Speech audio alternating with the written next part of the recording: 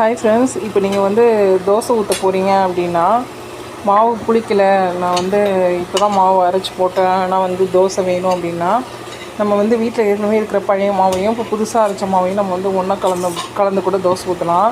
ஆனால் இப்போ நான் கடையில் மாவு பாக்கெட் வாங்கிட்டு வந்தேன், ஆனால் அது மாவு வந்து புளிக்கவே இல்லை, புது மாவு. ஆனால் எனக்கு வந்து உடனே தோசை ஊற்றணும் அப்படின்னா கொஞ்சோண்டு தண்ணி வந்து நல்லா கொதிக்க வச்சுக்கோங்க.